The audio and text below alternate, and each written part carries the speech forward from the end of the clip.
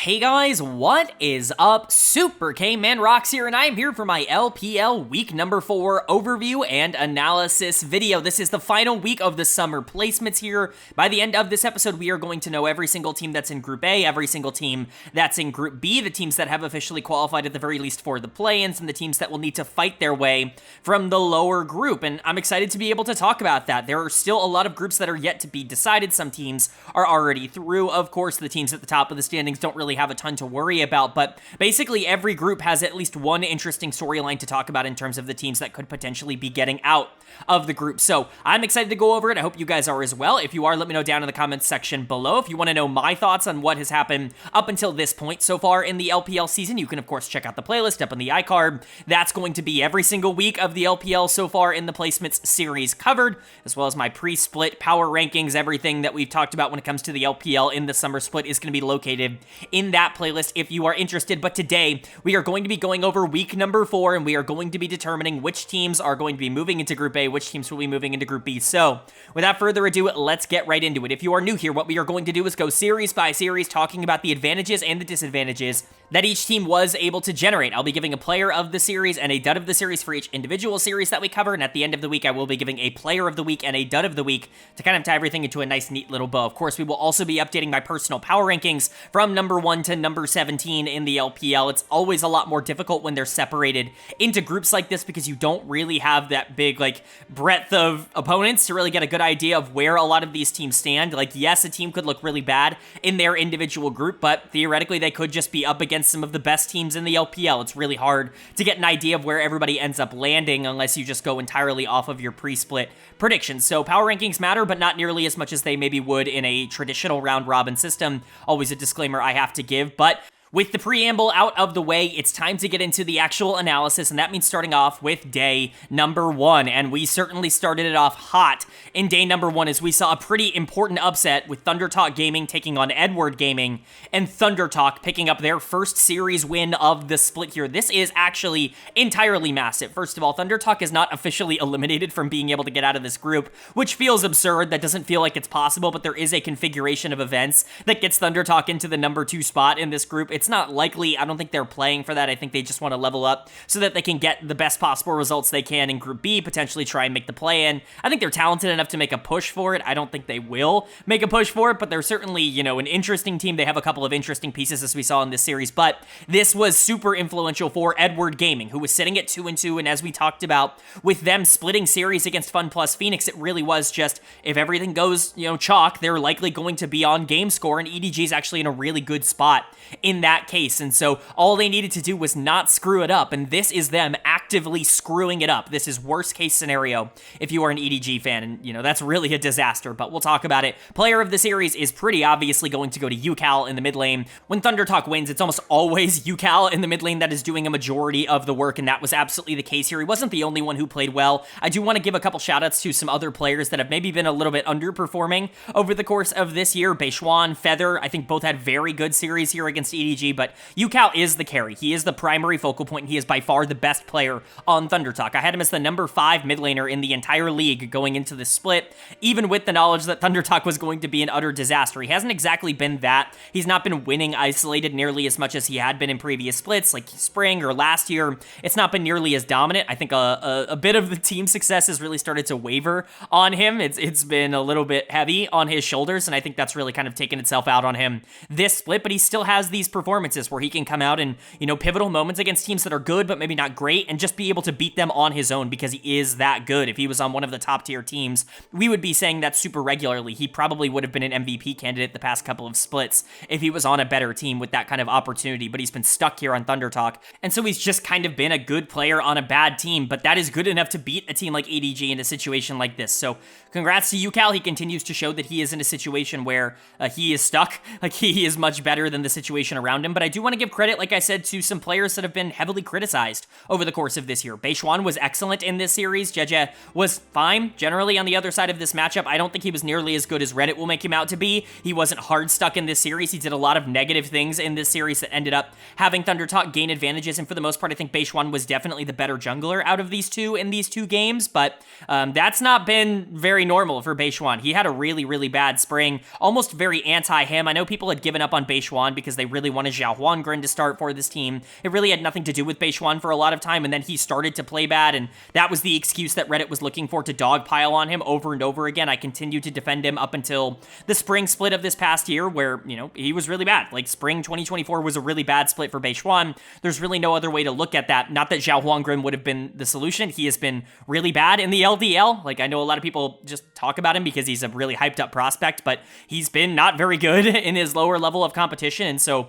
I don't think he would have been the answer, but Beishuan certainly was kind of declining in skill. That has actually gotten better, I would say, here, and it's kind of funny to say that in summer because the team is worse, but I think he has individually played a lot better. He's winning a lot more consistently in the early game. His mechanical mistakes are not coming out nearly as much, because that was the problem with Beishuan, is that he's always been a really good macro player, but mechanically speaking, he's like bottom of the barrel in terms of the LPL. He's really survived almost entirely on his ability to play the macro game and being like 2 steps ahead of every jungler that he's played against, because one-on-one he can't really go toe-to-toe mechanically speaking with a lot of the other junglers, and you know, he's kind of got some of that edge back, which I think is really helpful for this team. But Feather was also really good here. The support position has been a disaster for ThunderTalk over the course of this split so far. It's been by far one of the weakest groups in the entire league. Whether it's Feather, whether it's Chocho, it hasn't really mattered. I like that they're sticking with Feather, give the young guy a chance, but it's nice to see that it's actually paying off, especially Hoya. Still not really all that impressed by him. Solo kill really wasn't all that bad here, and 1xN is still leaving a lot to be desired in terms of his ability to take over games, but ThunderTalk at least picking up a win here is nice, and EDG losing this is disaster. Like, I can't stress that enough. This is worst case scenario for Edward Gaming. Now, if things go chalk for the rest of this group stage, they're out. Like, they do not make Group A, which I think they would consider a pretty big disappointment after the upgrade they had in the offseason with their roster. Dead of the series is once again going to go to Cryan. He's really not been all that good this split for EDG, and I think that's a really big determining factor, is that he was pretty good for Invictus last split, and just generally he's been good for most of the teams that he's played for. He's not been a star, but he's been like a passable and average level LPL mid laner, which I think is good enough, but that has really not been the case here on EDG. I think his limited champion pool has been exploited a bit more in Fearless, and I think that there are times where, you know, the longer these series go, the less effective he individually is as a player. He's kind of that late game team fighting mold that just isn't quite as valuable right now in the mid lane, and so him getting out-dueled by UCal, it's not surprising, but it certainly was consequential here for EDG. I think that there was a lot of blame to throw in other areas as well. We talked about Beishuan and Feather doing well. Jeje and Wink, you know, the 2 other players that are supposed to be stepping up here, they were also not good enough. Wink kind of had probably his worst series, I would say, as a support here for EDG, and Jeje was just not nearly as good as Beishuan, which is a pretty low bar to feel like you have to cross. Solo kill continues to look pretty good. I actually kind of like him a lot as a rookie top laner. I think that he shows a lot of interesting things in lane, and Leave, while he makes ridiculous mistakes out of lane, the mechanics are clearly there. You can see the upside. It's just not enough right now. EDG is not this finished product that everybody wants to make them out to be. They still have a litany of major issues that they have to fix before they're going to be in contention to be even around the top 10. And then for ThunderTalk, this is a nice win. I don't think it changes the outlook of this team too much. I still feel basically exactly the same. UCal is really good, and the rest of this team has a lot to work on. I don't think it's going to help them get out of this group in Group A or anything like that, but it is a nice win, and it certainly does play spoiler to EDG. And then moving on to our second series of day number 1, and we're staying in Group A as we saw JD Gaming taking on FunPlus Phoenix, and predictably, JDG is going to pick up the 2-0, and this is why it was so important for EDG to actually just get the job done against ThunderTalk, because yes, EDG and FPX are at the same series record, and FPX has a worse game score, and so why is EDG in such a bad spot? Well, EDG still has to play JD Gaming. This is the problem with this, is that if FPX goes out and beats ThunderTalk like they're supposed to, now you're in a position that's a disaster, because even with FPX losing this, like, that was all according to plan. They're still likely to make it out of this group, even with them losing this series. I saw a lot of FPX fans like, this is a disaster, like, why can't my team actually compete? This is not out of the realm of possibility. Like, I don't understand why FPX fans are upset by this result. It seemed like there was an overwhelming negative tone around FPX after this series. I think they played fine. Honestly, I'm not even going to give them a dud of the series, as you can see on the screen. Generally speaking, I think in terms of the expectations against JD Gaming, they played fine. Like, they did the thing that they were supposed to do. There were lanes that they won. They just weren't really able to close out games because JDG is better, and you know, you live with that. JDG is one of the 3 best teams in the LPL, one of the best teams in the world, and they're clicking in a really strong way right now. And so I don't really get what the negativity surrounding FPX right now is for this series. This is around where I expected them to be. And then for JDG, like we'll talk about it, they're just really freaking good at League of Legends. I think some people forget how good they are because they didn't end up making MSI, because Top Esports went instead, and because people have such a low opinion of Top Esports for one reason or another. That team is also very good, by the way, which we will talk about later, but JDG is not some team to slouch at. They're 5-0, they're 10-1 for a reason. This is a team that you have to take seriously in every context. Player of the series is going to go to Yagao in the mid lane. He has really rebounded well. I don't think he had a very good spring split. I think he's always been a little bit slower in spring. That's kind of been a Yagao thing. I'm not going to necessarily say that he's like the king of summer or something like that. He's not Zhao Hao or a player like that. He still is pretty good in the spring split. It's not like a catastrophic difference between the two splits, but generally speaking, he is a player that ramps up as the year goes along, and we're seeing that once again here. He has played a lot better in summer. I think he's felt a lot more comfortable in summer. I think Kanavi taking a more aggressive role and the meta being shifted more towards AP junglers, I think has helped a player like Yagao, who I think does fit this style really well of just wanting to pressure and fight. In a lot of circumstances, play towards his AP carry junglers. I think that's something that always has helped Yagao in terms of like a meta read, is being able to play towards jungle, and that is absolutely the case. We'll talk about Kanavi. He was really good on Italy, not so much on Zyra, even if he did still impact the game on Zyra, but Yagao was awesome. He was great on the Tristana, completely controlled game number 1, was by far the best player in that game, and he was still super relevant on the Azir in game number 2. I think you could make an argument he was the best player in that game. I think a lot of people are going to make the argument Ruler was the best player in that game, and we will get to him in a second, but Yagao even being in the conversation after being by far the best player in game number 1 means that it was a pretty easy choice for player of the series. But Ruler was also excellent, and talk about a player who is playing significantly better right now than he was in the spring split. Again, we talk about Ruler as if he played really horrible in spring, and for his standards he did. He was like borderline all-pro, like the 4th or 5th best AD carry in the LPL, and that's kind of a disaster for what Ruler has been over the course of his career. But generally speaking, like this is, you know, that if that's your low, yeah, that's fine. Like Ruler has bounced back to being one of the more consistent ADCs so far this split, and I would expect him to continue that. The carry duo here of Yagao and Ruler looked amazing in this series. Missing looked a lot better. I still don't think he's been that like star support that you're really waiting on. There have been a lot of supports that I think have broken out at the LPL level this year, even in the LCK and a lot of the other regions. Support has been a role that I think has really shined over the course of this year so far, and Missing is just not popped in the same way that he has in previous years. I've always been a bit lower on Missing. I think his situation has always been pretty advantageous towards his success, and he is very good on a specific style, but with the meta being so geared towards these tanky engage type supports, I just don't know if that fits him nearly as well, and I think that is showing. Like, we're seeing other supports kind of surpass him, like on like Mako, in terms of the performances that they're actually able to give on a regular basis. Again, I'm not trying to say that Missing is a disaster or anything, or that he's not one of the best supports in the LPL. It's just, I think a lot of people were saying that he was the best support in the world coming off of last year. I was never really on that train, and, you know, I think this year has kind of shown that when the meta is in a different area, he's maybe not as successful, and I think there are other areas for JDG that you can feel better about.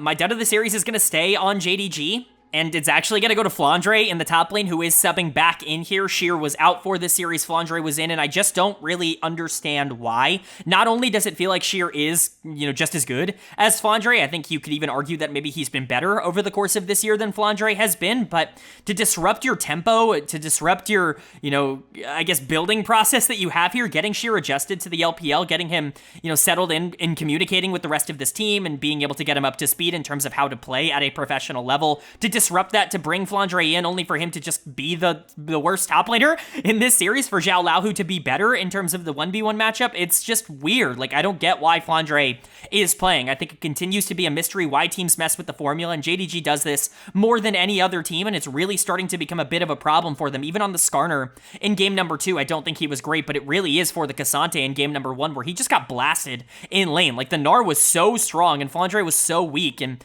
they had to overcome that, and again, it's all for nothing. Like, why is Flandre in? What are you trying to develop with him? What are you trying to save Sheer from here? I just don't really understand the thought process. Kanavi also struggled a bit on Zyra. Doesn't feel like a particularly comfortable champion for him, but he still did so many good things in that game, even on a champion that he's not super comfortable on. Like, JDG is still dominant. And then FPX, like, this was a good performance. Again, I don't really understand why FPX fans are so frustrated. I think they played pretty well here. I'm not giving anybody on the team dead of the series, because I do think everybody kind of did their thing. Like, there really wasn't a player that I think was like, oh, what a disaster. Zhao Laohu played really well. I think there were moments where Milky Way and Care played off each other well. I think Dectum and Life played a pretty standard bot lane game. They weren't necessarily the focal point. They didn't get any of their crazy picks that they were able to kind of dominate 2v2s with, but they were still relevant as we got later in this game.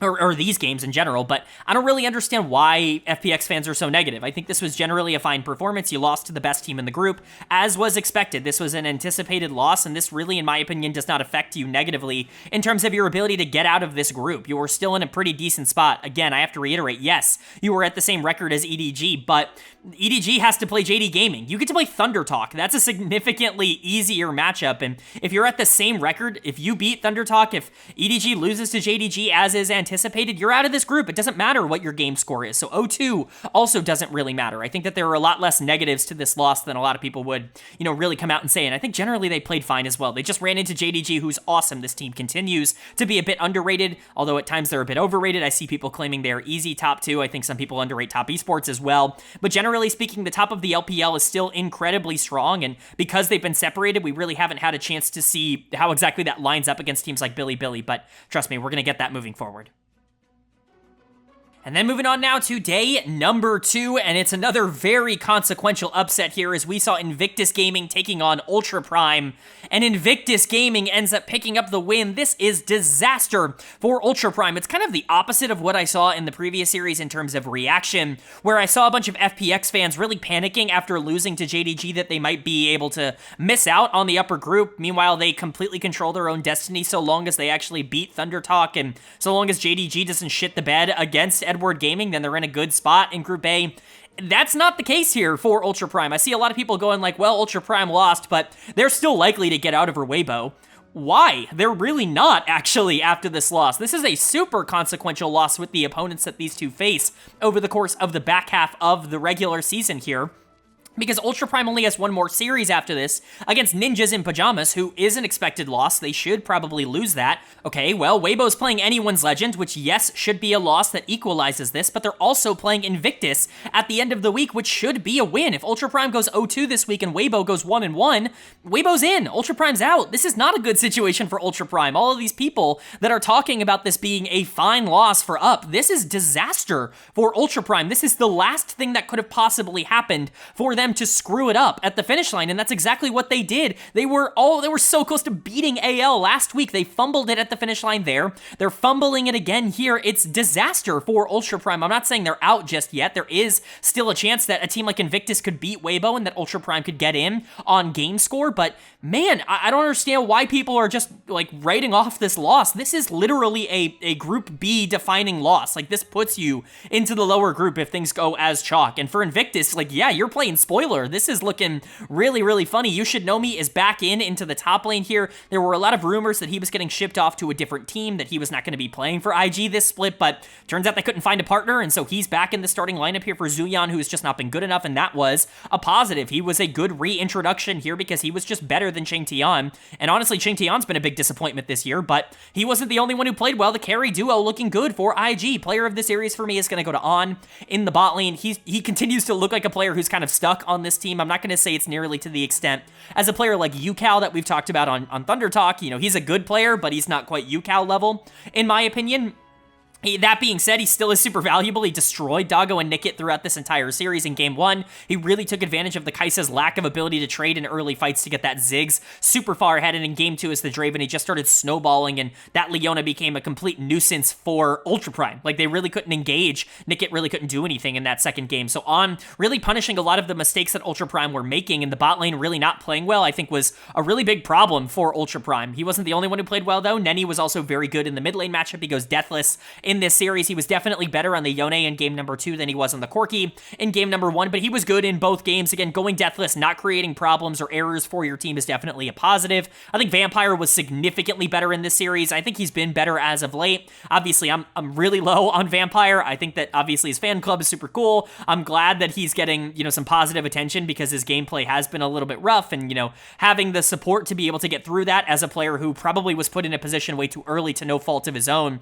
I want to see him get support. I want to see this player continue to grow, and he is getting better, and I think that that's a good sign. There still are a lot of things that need to be cleaned up, but as an engager, I think he's starting to develop that more aggressive mentality. He's not just losing games for his team now, which is a really good thing. GLFS had one of his better series as a pro here, playing the Lilia, playing the Brand, was definitely better than Hacker in terms of pressure for a majority of this series, and You Should Know Me, like I said, definitely an upgrade in the top lane. This was good for Invictus. It doesn't change how I feel about this team. I still think they have to rely on the enemy team underperforming in order order for them to win games, but you know, they have enough talent to be able to capitalize when the other team does mess up, and that's what Ultra Prime did. They messed up. They played bad in this series. The bot lane in particular just completely crumbled. Doggo and Nickit. Nickit's been a huge strength for this team. In fact, I think you could even make the argument he's maybe been the best player on this team this split, and honestly, I probably would make that argument, but this was not a good example of that. He's going to get dead of the series. That Leona game in Game 2 was an utter disaster. His inability to actually play out that matchup really cost this team, and, you know, his inexperience is really starting to come into play. Yes, he's been playing well above his station for a majority of this split, but he's still a rookie, especially one that really didn't have a ton of experience at lower levels either. So, you know, seeing him come in and kind of disappoint in a big moment, it's really sad, but it's not the most unexpected thing in the world. Doggo was also really bad this series. I very much considered giving him dead of the series as well. I ended up giving it to Nickit because I thought his Game 2 was worse, but Doggo on the Kai'Sa in Game 1 was unplayably bad. Like, he was truly horrendous, getting caught out left and right and just being taken advantage of by the Ziggs. So, you know, it's not like either member of this bot lane played well, but Nickit had higher expectations, and I think that's why it hurts a bit more that he played poorly. Hacker getting out jungled is definitely a bit disappointing. I don't think all of it was Hacker's fault. I think generally on the Maokai in game number 1, there's just not a lot you can do when your bot lane gets run over, but the Nidalee was not nearly as good as the Brand on the other side of that Game 2 matchup. Yuakai, Qingtian, they just didn't win in their lanes. Yuakai was not the better mid laner here. Qingtian was not the better top laner, and again, this is a consequential loss. I'm not trying to sit here and say it's a disaster and that there's no way they can get out of this group now in Group A, but it is now taken out of their hands. Like, it is up to Weibo Gaming to lose to Invictus Gaming now in order for Ultra Prime, or for Ultra Prime to beat Ninjas in Pyjamas, which is also a pretty crazy thing to have to expect. If things go according to chalk, Ultra Prime just threw away their Group A advantage in this series alone. And then for Invictus, like, this is a cool win. You played spoiler. It doesn't change anything. This team was already eliminated, I believe. And if they weren't, like, they're going to be, like, there's just no way. They would have to beat Weibo later on this week. They would have to hope a lot of things end up falling their way. There's just a lot that would have to go right for them to even have a chance to make it in. I guess technically it is possible, but it's going to be very unlikely with their 4-11, or I guess 6-11 now game score, to even remotely consider themselves in the option for that. Either way, it's progress for a team that is desperately looking for any semblance of progress from their players and from this team, and, you know, at least there is something here that you can latch onto. And then moving on to our second series of day number 2, and this one going as expected. It's Weibo Gaming taking on Anyone's Legend, and AL is going to pick up the 2-0 here. I don't think a lot of people anticipated Weibo in the form that they are currently in to be able to compete with a team like AL. I think the, you know, overall ramifications of this series are definitely not nearly as impactful as maybe one would anticipate. This was probably an expected loss for them. I see some people again talking about how this will definitely kick Weibo out of the top 3, when in reality it probably doesn't. Like, they are still favorites to get top 3 after this series because of the way the schedule ends up working out, so long as they are able to beat Invictus Gaming towards the end of the week, and so long as Ultra Prime is not able to upset Ninjas in Pyjamas. But still, there are problems on Weibo, and this is not a perfect team by any means. The team that was supposed to be very good macro-wise has horrible macro, and, you know, the problem that I stated in my primer video, and when I was talking about them as a team that was really good on paper, but, you know, had this one issue that I think could theoretically take them over, that has been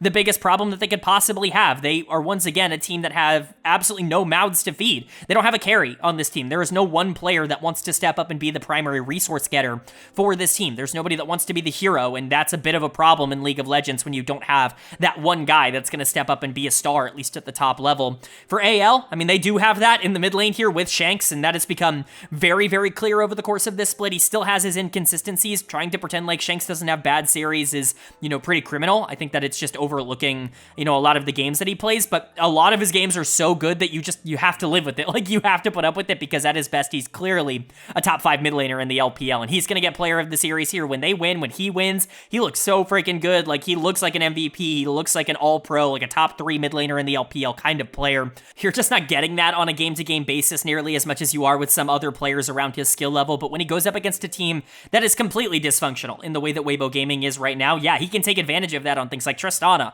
on things like Yone. You can put a lot of the pressure and the resources into the middle of the map, into the mid lane here, and he'll pay that back out tenfold. Like, you can feel pretty good about that. He was excellent once again. Somehow I think he's been under the radar and over the radar at the same time. He's been incredibly good. There are some people that haven't been talking about him, but the people that do talk about him probably talk about him a bit too highly for my taste. Again, he's going to be that, like, top 5-ish mid laner. I don't think he's, like, clearly top 2 or top 3 or somewhere in that area. He's going to be an MVP MVP candidate for me. But, you know, you got to see it more consistently. That's always just been Shanks' issue, is the game-to-game. I do think one player that has gone under the radar for just how freaking good he's been this split is Krako. I get it that there are a lot of Krako haters out there, and a lot of people like to give all the credit to Shanks, but, you know, the inconsistencies come and go with this jungle mid. When they are on, they are both killer, and Krako has been amazing this split. He's been, I would say, just as good as Shanks for a majority of this split. He's not been quite as, you know, flashy, not as dominant in terms of being a resource carry, but in terms of generating those resources and making sure that Shanks is in a good position to carry games, Krako's been one of the best junglers in the LPL so far, and he's a big reason why AL, to me, is a top 4 team in the LPL right now. Krako and Shanks have really, you know, started to solidify themselves as one of the strongest jungle mids in the entire region. Ale has been such a massive upgrade to this team. Breathe had a miserable series, and we'll talk about that in a minute, but it's not like Ale is losing. It's not like Breathe is going up against some schmuck in the top lane. Ale has continued to prove that he is a top 3 top laner, as I ranked him at the beginning of this split, even after everything that went down on EDG, and this was a massive upgrade. This is the thing that changed their team. And Hope and Kale are a great weak side bot. They are about as perfect of a weak side bot as you could possibly get in this current circumstance without having like ridiculous like ruler missing level players, right? AL is just the perfect encapsulation of how to get a team from the middle of the pack to the upper levels of the LPL with only some minor changes and some minor additions. I really admire the decisions and the roster moves that this organization has made basically over the past 3 or so years. I think they are constantly finding like small wins and small pieces of talent in areas that I think a lot of other people are overlooking, and I think it's finally come together for them. You know, longtime fans of the channel will know I've always been high on AL, a lot higher than other analysts, and it's never really paid off. I'm glad to see it paying off now. And then for Weibo on the other side, this team is just a disaster. Again, their macro is horrible, and you can blame it on everybody. Like, this is everybody's fault. They are not clicking as a unit. Crisp is out in the series. Xbear is in. I don't think this is the solution to the problem. Crisp had probably his worst week as a pro in a long time last week, and so I understand why you would just want to try and see if you can get something different in terms of a voice in the room, but Xbear is not good, and Crisp is certainly a better player. I don't think Crisp has been the problem for Weibo, even if I do think that it's an okay decision to try and see what else you have to just shake things up to see if you can, you know, restart some of this momentum, but Xbear did not work in this series. Him and Light were pretty bad. Light actually had his worst series in a while because Crisp was not there, and so I think the mechanics of going from Crisp to Xbear are just too much of a, you know, it's too much of a sacrifice to make for it to be a positive overall, but people are still going to blame Tarzan. I don't know how you can after this series. Tarzan tried his absolute best to win these games, and there was just nothing to do with these solo lanes. Breathe is going to get dead of the series. He really has been a bit of a disaster. I wouldn't say every single week. He was okay at the beginning of the split. He was doing well, but as we've seen from Breathe, when things go wrong on the team that he's on, he can mentally check out, and let me tell you, he looks completely mentally checked out at this moment. He has been really, really bad over the past 2 weeks, like unplayable bad. And Xiaohu, well documented, has been one of the worst mid laners in the LPL. I don't even think that's really all that up for debate right now. This dude has fallen off of a cliff, and he has become unplayable. If there was anybody that I'd be looking to replace as soon as possible, it's Xiaohu in the mid lane, because I think he is the one holding them back the absolute most. Tarzan continues to somehow, some way be the best player on this team. Reddit's not going to tell you that, but Tarzan has been the best player on Weibo over the course of this split. He's just really had nothing to do with the resources that he's able to get. And again, this was the problem we talked about in the preseason, is that you have guys like Tarzan and Xiaohu and Light, and all of these guys are low resource. All of these guys play for their teammates, and you put them together, well, now nobody is playing for themselves, and you find the situation where you're not actually utilizing those resources to the fullest. I think the comparison and the example that I like to give is actually Team Liquid in, I believe it was 2022, for my LCS fans out there. That was the Bjergsen Hansama Team Liquid team where, you know, you have all of these really talented players, but all of them are resource gatherers and not resource take advantage ofers, you know, for lack of a better term, obviously.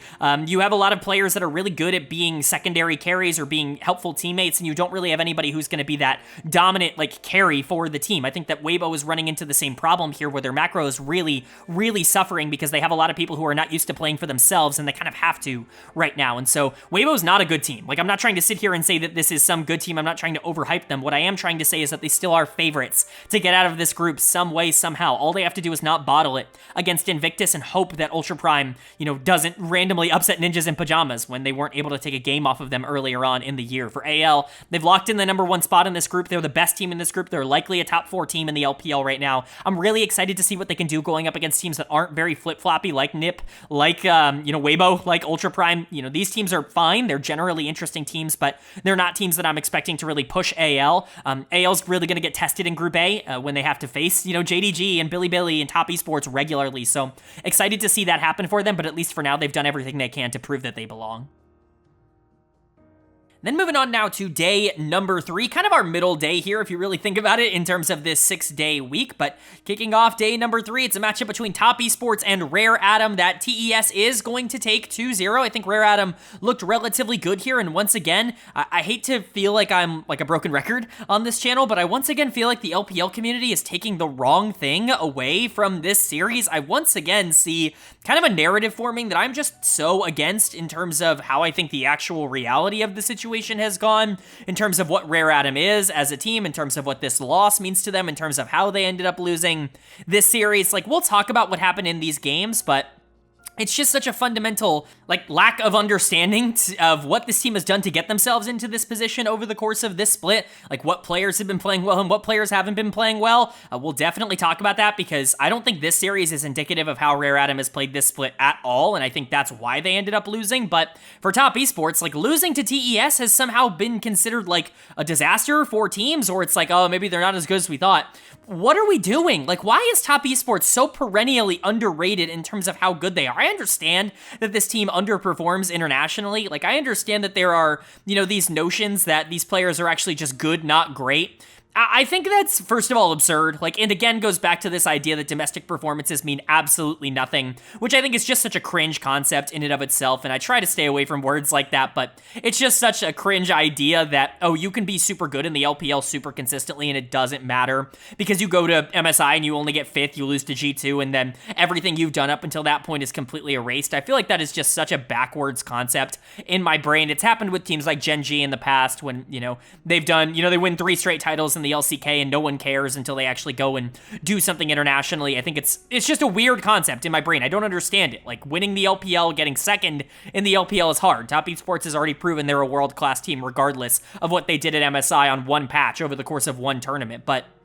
even that being said, this team has made advancements in spring. They have been basically untouchable. They've lost 1 game over the course of this summer placement series. They've been so far and above the best team in this group. It's not even remotely close. The top 3 are still by far the top 3. I don't really understand why this team is being undervalued. I don't understand why people are just talking about this team falling apart like that's expected from them. I think that would be a disappointment, if anything, at this point in time. And it's because of the development of a lot of these players. Player of the series is going to go to Cream. He's been sensational over the past couple of months. He has really evolved his game really heavily. This was a guy who needed resources on OMG to really be all that useful. He was kind of streaky. He could have some really good weeks. He could have some really bad weeks. He just wasn't very consistent, and there were going to be ups and downs to his performances. That being said, the talent was always there, but coming over to Top Esports, that consistency has, like, quadrupled in terms of what he has offered. He's become really good as a low-resource mid laner that can win 1v1 and translate his leads elsewhere, but also he's learned how to lose gracefully. I think this team has done a very good job of getting the most out of Cream. I was concerned that he would be a bit of a liability for them at the beginning of the year. He has been nothing but A+ for them as somebody in the mid lane that you can just trust to survive. He's basically been the opposite of what he's been throughout his career, and yet he still has that mechanical upside. You still have performances like this where you get the Corki and the Azir performances in the first couple of games, and he looks incredible. I think Cream is a really valuable player for Top Esports right now, and I don't think he gets talked about enough. I think generally speaking, JackeyLove and Mako are going to get looked at in this series in a much more negative light than they deserve to be. They were the better bot lane, and that's with Asum and Jway playing the best series that they have played all year, essentially, and that's a really good sign for JackeyLove and Mako. They continue to perform like one of the best bot lanes in the world, and I don't think anyone's underestimating them. I think we know what they can do. They were super good, especially in the back half of these games. I think Tiana's had a ridiculously good split. Some people are honestly just kind of downplaying how good he's been. I think game to game, he's probably been the best jungler outside of Kanavi in the LPL in terms of performances so far this split, although I think that, you know, obviously there are a lot of arguments to be made there. There are a lot of teams that are doing super well and just only play a certain amount of teams, and some groups have better junglers than others, etc. But Tiana is probably, outside of Kanavi, been the best jungler in the LPL, and it's 369 on the top side. Everybody loves 369. People know how good he is. It's like, I don't really see the reason to underestimate Top Esports. I think this team has more than proven that they are one of the best teams in the world, and I think they will continue to prove that, especially with Cream kind of re-emerging here as potentially one of the more stable mid laners in the entirety of the LPL, in a time where there really aren't a lot of stable mids. So that's nice. And then for Rare Adam, I think very similarly in this series to what I thought of FunPlus Phoenix in the series against JD Gaming, where it's like, yeah, you lost, and maybe you wish you could have done a bit more, maybe you wish you won a couple games here, but this team looked really good in this series. I think that there were a lot of positive spot bot lane, like I said, probably had their best series of the year. This is really where I'm going to start talking about how I think this series is not entirely indicative of Rare Adam, but kind of in both a positive and a negative way, just in reference to some of the players. This has not been how this team has played so far this year, and I don't really see a lot of comments addressing this. In fact, I see a lot of comments taking this as like, this is who this team is, and talking about how Assume is super elo held on this team, and Assume and Jway are like one of the best bot lanes, when honestly, they've been really bad as a duo. Not really bad, but Assume generally has been like a bottom 5-ish AD carry in the LPL over the course of this year. He's not really regularly 1-2v2 at all. He's not really all that active in terms of winning games late. He can do it. He's got the mechanical skill, but it goes back to something I talk about very, very regularly on this channel. If you're a longtime LPL weekly reviewer, you've heard me say this one time, 100 times, whatever. But, for the new viewers, I think LPL fans love to just take every young and inexperienced AD carry and just be like, you are the next big one. Like, they're doing it with Assume. They did it with LP. 1xN, I think, is also kind of in that boat right now, when the reality of the situation is these guys are just fine. Like, they're okay. They're passable AD carries at this level, but I don't know what it is with like the obsession with fans just wanting this the next big AD carry to come out of the LPL, but it's not Assume for me. And, a lot of the comments that you saw on Twitter and on Reddit after the series were, gosh, I hope Assume is finally on a top team next year. Assume has been far from good enough to be on like a top 5 to 6 team in the LPL. If he is, I'm sure he'll perform well. I don't think he'll be a star on any team. He's not the kind of player that I think would drag a team down. He's kind of similar to Hope in that regard, where I think, when Hope was on JDG, it looked relatively fine, but, if Hope's going to be asked to be the best player on the team, it's not going to look all that good. Like, I think Assume's in a similar position where he's just kind of an okay player. I don't think he's ever going to break out and be somebody that ends up, like, really changing the game at the LPL level, and I certainly don't think if I was a top team, I would be looking at Assume. There are, 8 or 9 AD carries in the LPL, and maybe 1 or 2, or maybe even 3 that aren't in the LPL right now that I would look at before I would look at Assume, but this was a good series. And that being said, it's also this conversation that, RA would be a top-tier team with a new mid laner.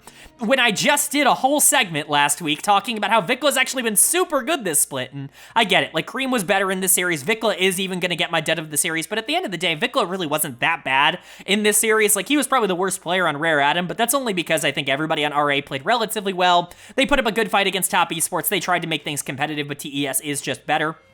That being said, Xiaohao and Vicla have been one of the scarier and more dynamic jungle mid duos in the entire league this split. Vicla is super aggressive. He's gotten a lot of that killer instinct back, but it's kind of been there to put Xiaohao on a pedestal. Like, it's really made Xiaohao look amazing. I think a lot of people are really happy to praise Xiaohao, me included, and talk about how good he's been without really referencing where he's getting a lot of these resources, and it's Vicla sacrificing things in the mid lane and being willing to skirmish at all points in time. These two have formed a really scary duo, and honestly, I really hate this narrative that RA would be good with a new mid laner. I think Vicla's been more than satisfactory for this team in summer, especially in comparison to what he was in spring. I think people are just holding on to this like notion and this ideology of what he was a couple of months ago without even really bothering to watch any of the games. And I think that's why it's so frustrating. People see Rare Adam winning games and they don't look at the games. They don't see why they're winning games. Xiaohao and Vicla have probably been the two best players for this team. And Xiaohao definitely has over the course of this split. Vicla's probably been the second best player, especially in their wins on this team this split. And Assume and Jway have very much been along for the ride. Xiaoshu's kind of been along for the ride. I still think he's got a lot of upside. His mechanical talent is definitely more than a lot of the other top laners that are in his bracket, but he has kind of returned to earth after a really strong rookie year. Rare Adam's a scary team, and I do think that a lot of the conclusions that people are coming to about Rare Adam are correct, that this team is likely going to do super well in Group B if they end up getting down there, and could be a very easy and scary team to run into in the play-in stage. I just think they're getting there in the wrong way. I think people are talking about this team as like a jungle bot team. They are a jungle mid team through and through. They are jungle focused, and they get there by Vicla sacrificing a lot. When Vicla wins, this team wins, and it really is that simple. And so while I do have kind of a similar idea of Rare Adam in terms of where they fall, I think the process to get there is very much different in my eyes than it is in a lot of the public's eyes. But for Top Esports, this team is just so complete, and I get it. They take advantage of mistakes, and they're not exactly the most proactive team in the world, and they're super risky, and are they going to be able to get away with these plays against better teams that know how to take advantage of their, I guess, resource stretching a little bit more? Those are all valid questions and concerns, but in terms of skill, like, I'm sorry, this team can go toe-to-toe with anybody in the world, and at this point, if you're still underrating them, you are just completely, I have nothing else to say. They've proven it beyond a shadow of a doubt. This team is one of the best in the world. And then moving on to our second series here of day number 3, and we're staying in Group C and seeing how that turns out. It's LNG Esports taking on OMG. And LNG is going to pick up the win. They are 3-3. They are sitting now at 8-7 in terms of their game score, and that means they are moving on into Group A. Poor Rare Atom, in terms of game score, ends up dropping down, both of them sitting at 3-3, but LNG just slightly better, and that means they're going to be moving up to Group A. It's not entirely shocking. All LNG had to do was win this series in order to get themselves there after the beginning part of this split. I know a lot of people are still going to be very concerned about this team, and I am as well. Trust me, I'm not going to sit here and say that I don't have any worries about LNG. I think they're pretty similar in terms of fear to a team like Weibo right now, but I'm not shocked to see them be able to get out of this group. This was a relatively good group for them, easy group, I would say, for them to be able to get out of, even with Rare Atom playing better than anticipated. I think LNG is just better than them in terms of the talent they have, and even with Weiwei and Scout really struggling, even Zika struggling, bot lane is simply too good to not win games for this team, as we saw in this series. As for OMG, 0-6 is accurate. Like, this was just a really, really bad team. This was another one of my good calls, I would say, at the beginning of this split. I know some people get really mad when I say that on this channel, but again, if you can't look back at the things you got right and the things you got wrong, then, like, how are you ever going to grow as an analyst? I will talk about the things I do right. I will talk about the things I got wrong. There's a lot I got wrong, and trust me, we'll talk more about that as we go further along into this video, but I got a lot more right, and OMG was another one of those that I expected to really drop off moving into summer. I thought that they were going to be significantly worse going from Able to Starry, and that has been nothing but the truth. I think, obviously, a lot of the negatives here for OMG can be attributed to mid-jungle just really kind of powering down. They were really good in spring, and obviously Xiaofeng had a great rookie split, and Angel has been great for the past year or so, but things have really not worked out for this team in summer. So much so that they actually made a change in the mid lane. Lin Fang came in here to play in the mid lane. I think they wanted something a bit more comfortable for this team. They wanted to play with a more aggressive mid laner as opposed to Angel, who's a little bit more kind of a facilitator coming out of that mid lane, and it kind of worked for them. It just didn't work enough for them to win the series overall. We'll talk about them in a second, but talking about LNG, player of the series for me is going to go to Hong in the support position.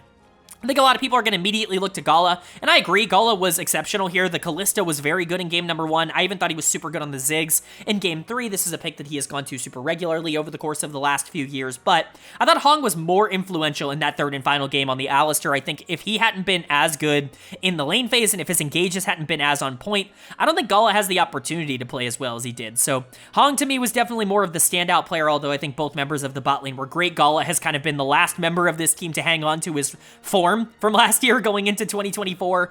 This is a team that has really underperformed in a lot of aspects, as I think has become very clear. Scout not had a particularly great split, although the people that are saying that he's been one of the most detrimental players to his individual team, like, that's crazy. Talked about that last week. Every metric would tell you that that is just a super illogical thing to point out. Weiwei, I think, has been maybe a little bit better than he was in spring somehow. He was horrible in spring. He's been a little bit better here in summer, but he's still not been great, and those two have awful chemistry. It continues to baffle me why they continue to run with them as a duo. I think Shadow would make this team a lot more interesting in the jungle, but you know, it's the direction they want to head in. Zika has really kind of taken a step back. He was okay in this series. We'll talk about his lane matchup. But Gala, Hong, they have been the life force for LNG over the course of this split, and that very much translated in this series, and it's gotten LNG over the finish line. I still don't feel very great about this team. Again, we talked about it. I think that they have a copious amount of flaws. I think this team is super inconsistent. I think that their inability to play together is really a problem. I think people overrated their ability to beat good teams after they started beating bad teams last split, and it created this expectation that just was never real for them. Gala and Hong are good and they play well together,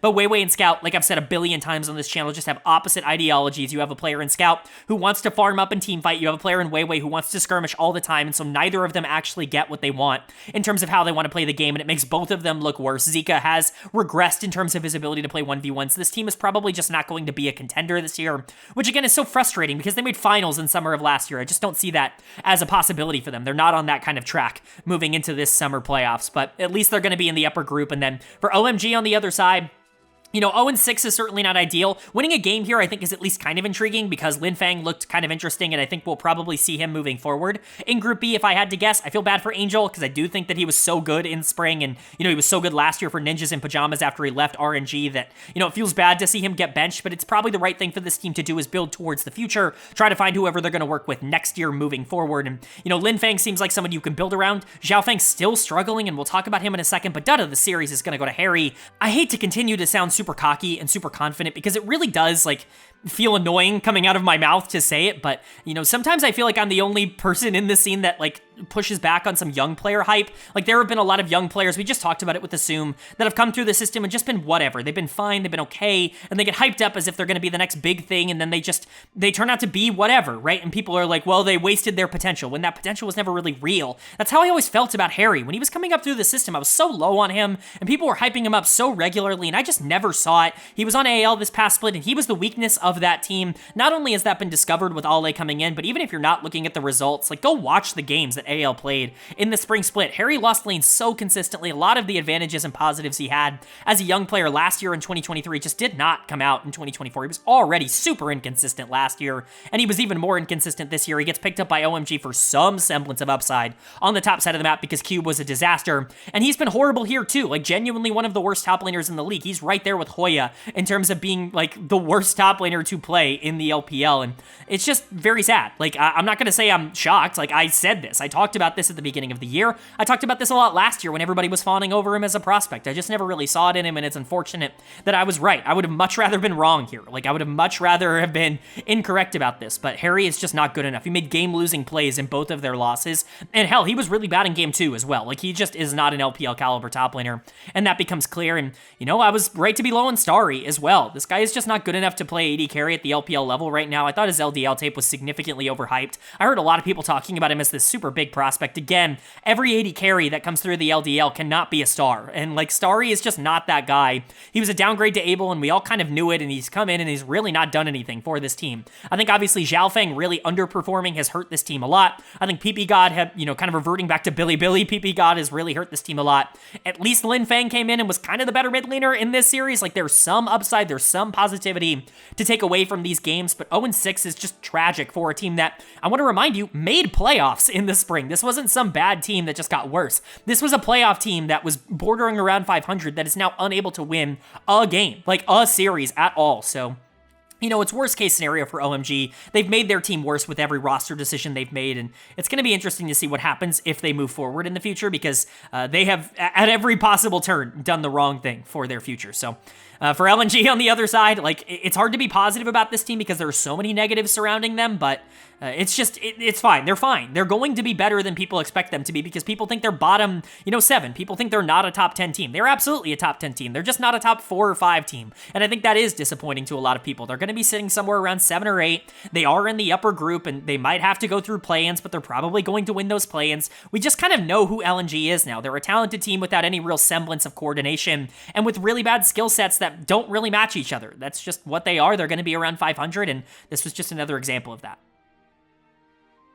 Then moving on now to day number 4, we kick off the second half of our final week here with a very consequential Group B matchup between RNG and Team WE.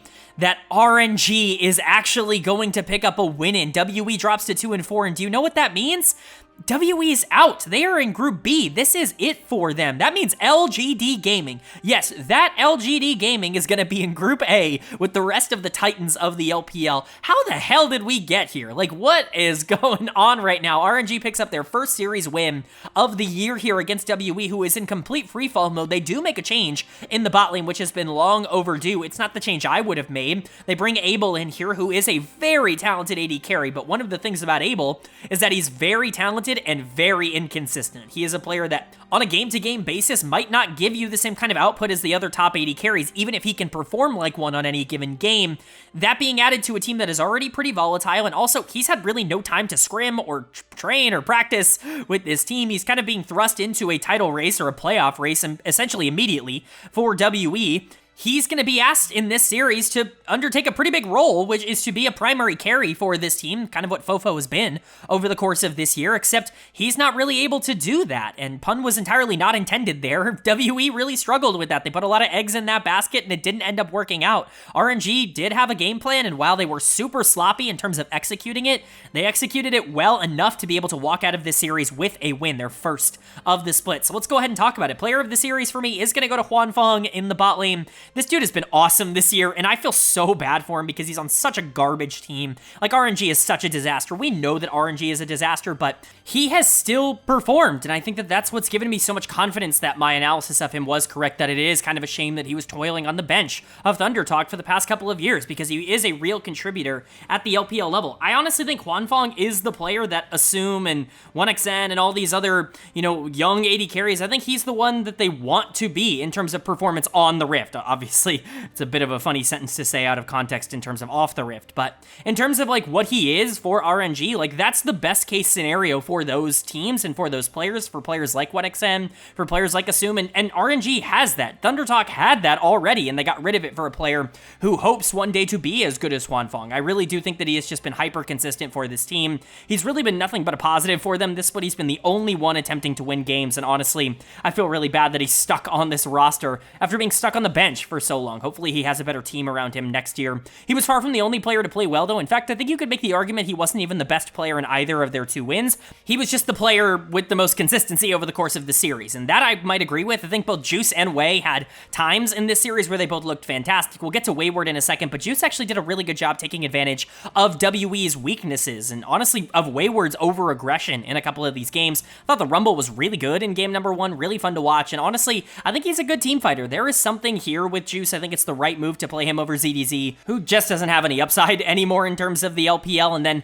Wei also was pretty good in this series. He was certainly better than Hang, who I'm not a huge fan of, but it's still nice to see Wei actually have good performances every now and then. It feels like a lot of this year has just been Wei playing really bad and just kind of hoping that he can get back on track. This was a good showcase that he can if he is given resources and if he is put in a relatively okay spot. I still think he could have been better, but the Viego in Game 3 looked very good. I think Viego's actually in a much better spot than a lot of pros are considering him for right now. This AP jungle meta is actually pretty good for him if you're able to play a lot of the other AP junglers, because you get those resets and all of a sudden that toolkit is now available to you. And, you know, Viego already has so many tools, even if his numbers are a bit low right now. So, you know, I think we're seeing that champion continue to rise in terms of success rate. I thought Tong Yuan was kind of funny in this series. He was much better towards the back half. I think the Ahri game was actually really solid from him in game number 3. I think the Corki is a funny game where, you know, you would hope that he would do more damage than what he did in game 1. He was super passive, played super scared. I'm still not a big fan of Tong Yuan. I still think he was the worst of these 2 mid laners in this series, but, you know, he did good enough for them to win. And then Ming was honestly fine. Didn't make any ridiculously great engages, but also didn't make any mistakes, and that's all they really need from him right now. So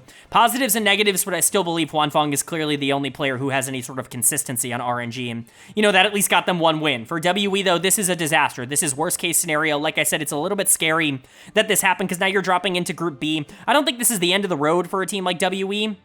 I think we all kind of expected this team to take some time to get used to their own roster, but I think RNG was one of those games where you thought they would win either way. You thought that Abel coming in, like the talent level of that, was going to be enough of an upgrade on its own that it would just kind of, you know, be good enough to beat RNG. That was clearly not the case. The slow start that we were kind of worried about absolutely has come to fruition, and it's not even coming from the new players. Dud of the series is going to go to Wayward in the top lane. He has not been what he was in spring. I don't think he's really been all that bad this split, except for this series where he was really bad. Like, I don't want to take away this series. He was really, really bad here. Got completely outplayed by Juice in these losses. The Cassante wasn't good. The Skarner really didn't make any sort of impact. This was just not a good series from Wayward, and he's not really been a game breaker in the way that he was in spring. He was an all-pro in spring. I think anybody who's, like, disputing that is just kind of crazy, at least in terms of, like, him being close. Like, you can argue whether or not you actually give him a top 3 nod, but he was at the very least in the conversation, and so, you know, we were going into this split expecting some positives, and he's just kind of been there. He's survived. His stats are pretty good over the course of this split, but he's really not been able to take over games, and this was a really bad performance when they really needed him the most. And so that is something to keep in mind, that could potentially be something that ages kind of poorly. Hang, I think, also just needs to be better. Like, that is really kind of the end of discussion. He is way too passive in his current state. If this team actually wants to compete for an upper tier spot in the LPL, like, Hang simply has to do more than what he is currently doing for this roster. That being said, Fofo continues to be really good. I don't think he was as good as he has been at times this split, but I mean, he's kind of like an MVP guy. Like, truly, in terms of the individual performances he's put out, he's up there with anybody else. He's just on a really bad team. He's kind of in that UCal situation right now where things are going wrong around him, even though he's playing really well. And Abel, I thought, came in and played well. Him and Mark should theoretically have good chemistry with their aggressive natures, and so I could see a world in which the spot lane and this team does get better as time goes along, which is why I'm not in full panic mode. But this is a disaster. This team should have easily coasted to a top 2 finish in this group, and yet here they are going down to Group B. Congratulations to RNG for picking up their first win of the split. I don't think they're going to get a ton more after this. I think this was capitalizing on a team in full dysfunction mode right now, but maybe moving down to Group B will actually be positive for them as they get a chance to play some other teams that are also in a really bad state. And now we get to move into our second series here of day number 4, and it's one of the series I've been most excited to talk about all week. It's LGD Gaming taking on Bilibili Gaming, and LGD. Not only are they going to Group A, not only are they top 2 in the group, they're ending it 4-2, and they are ending it with a win over the LPL champions in Bilibili Gaming. What is happening right now? This is genuinely insane. Like, I really don't have a plausible explanation for what is happening, not only to Bilibili, who has looked kind of suspect throughout a majority of this, like, placement stage, but to LGD, who has become like one of the top 6 teams in the LPL. Like, are they for real? Like, I don't know. That only time will tell. They're going to be in Group A. They are going to get their opportunity to prove it. If they come out of Group A in like 6th or 7th place, like, yeah, this team is going to be legit. And a lot of the progression that they've made is legit. I think the top side of this map is super real. I think that they are really good. They have one of the more consistent jungle mid duos in the entire league, but they still have their problems, and yet those problems just don't seem to matter right now. The good things are going so good, so well, that LGD is just able to win games anyways. And Bilibili, to their credit, like, they are running into some problems in closing out games. They are really not all that much worse at winning lane and, you know, being all that consistent in the early game. You know, they're maybe a little bit less dynamic in terms of that regard, but really, their issue right now is their ability to actually win the game, like close the game and finish it off. And, you know, they've been fine at it. It's their 10-1. It's like I'm picking at straws here, but, you know, we've criticized some of these players for some of the mistakes that they're making in the back half, and it finally came back to bite them in a series like this, their final series of the placement series. I'll get into why, after all of this buildup that I just did,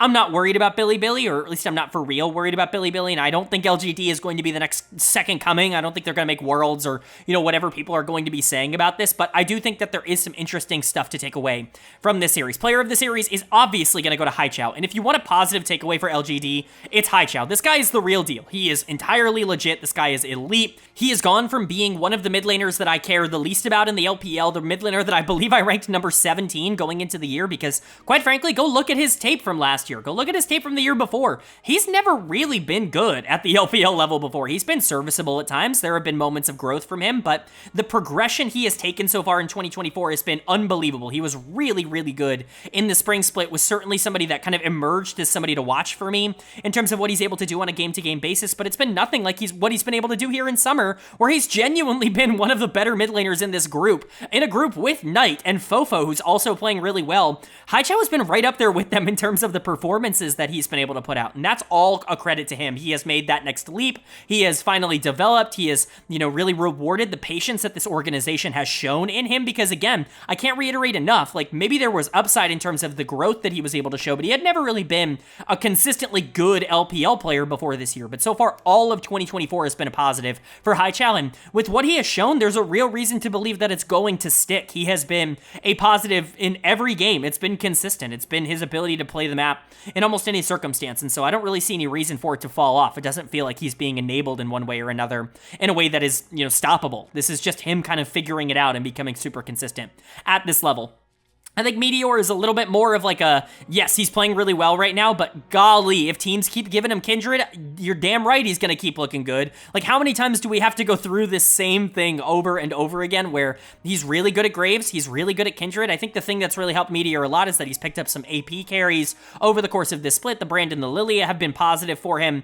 He's just such like a three-trick pony in terms of champions, and so far nobody has been willing to bite the bullet and take away all of those tricks across an entire series. I think it's a major mistake if you just ban Graves Kindred every game, force him to play Brand or Lilia in most of his games, and then if you go to a game 3, he's got to pick something else, then all of a sudden you're in a really like interesting spot with Meteor. I think he's going to play significantly worse, and so I would expect that to be the adaptation that a lot of teams go towards for LGD. It's why I think they're not maybe going to be as successful in the second half of the year, but I don't know. I've been saying this for weeks and weeks and weeks, and yet teams still aren't banning out Kindred every game against Meteor. They're still not banning out Graves every game against Meteor, and so maybe I'm just crazy. Maybe maybe they're not going to be a circumstance where teams adapt. Maybe teams just continue to let LGD have all of their favorite picks in the jungle, and Meteor continues to look good. Who knows? It's definitely going to be something to monitor.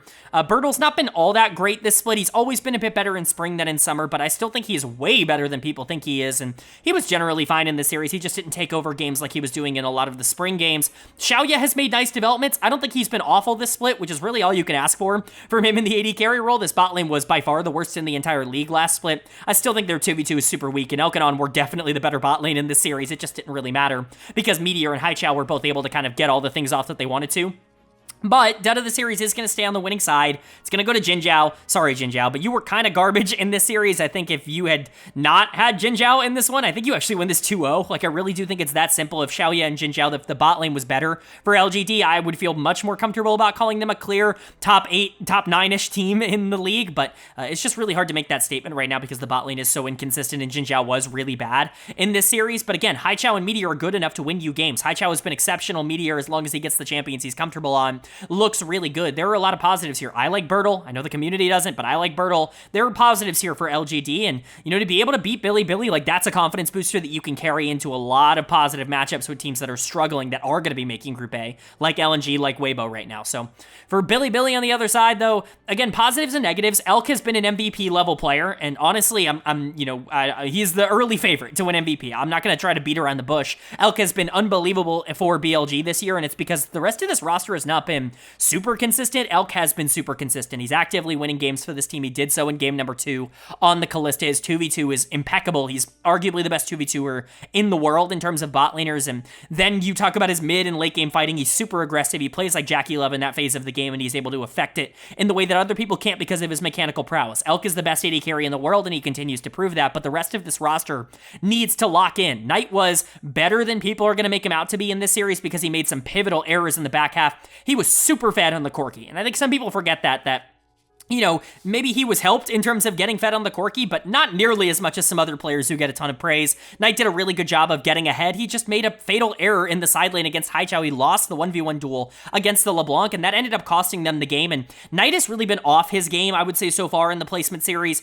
I'm not worried. I've said this before. I said this last week on the channel. I would be stunned if Knight doesn't turn it around. He's just not the kind of player that has ever really been out of form like this, especially because he's never really been the type of player to take losses all that hard. He really bounces back, usually particularly well, and so I'm not worried about the MSI, like, mental effects of losing the finals. I'm not worried about that being something that, you know, feels like it can stop him. I think that right now he's just kind of going through a phase, and generally speaking, I think once we get into the games that matter a bit more, I think he's going to try a bit more, maybe be a bit more clinical. Maybe that's a fool's errand, and if we come to that point where Knight is still bad as we're going into playoffs, if he's still playing below average, then I'm gonna be concerned then. But, you know, in the placement series against LGD, I'm not gonna fault him for maybe not trying 100%, which is kind of what it feels like it is to me right now. I think there are also other problems on this team, and people are pointing at Knight like he was the worst player on the team for BLG in this series, which is far from the case. He just made a pretty critical error in the back half of game number 3. I think On definitely needed to be better in terms of some of the engages. I really did not like his rel in game 3. I think Shun continues to really underwhelm me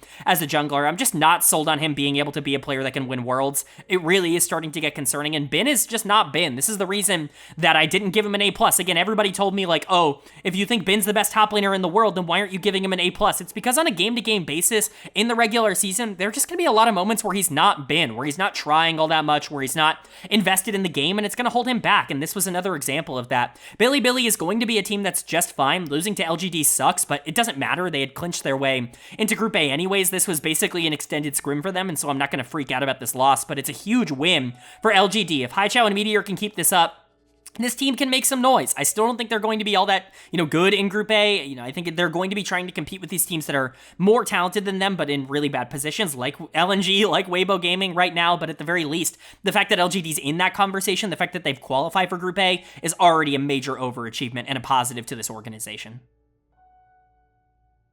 And then moving on now to day number 5, and this is where things really kick into gear. These final 2 days are going to determine who gets out of Groups A and D, and so Really excited to see what happens, but starting with Group A in day number 5 here, we get to kick it off with FunPlus Phoenix taking on ThunderTalk Gaming, and FPX is going to pick up the victory in this one. They're going to move to 3-3, and more than likely they are going to qualify themselves for Group A. Of course, there could be a surprise at the end of this day if EDG ends up managing to pull off that upset against JD Gaming, but that is certainly not likely. That's not what we're anticipating, and FPX has done their job. Yes, they lost to JDG earlier in the week, but this was the win that they needed to get over ThunderTalk, and it's the win that they did end up getting. They have not been perfect over the course of this group stage run, this placement stage run. They have certainly had their own little set of flaws. They've had their own problems that they've run into. They went through a full controversy at the beginning of this split, but yet they seem to be coming out in a relatively okay position. Still not a team that I think is perfect. They're